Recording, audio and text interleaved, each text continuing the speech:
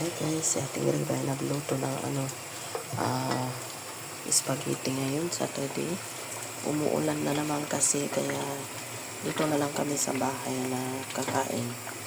At ito yung ginawa kong sauce niya ay strawberry tomato yung tomato, maliliit na tomato ang tawag nila, strawberry tomato. Ayan guys, nilagyan ko ng konting karne. Ayan yung kanyang tomato, sibuyas, bawang lang, ganyan lang.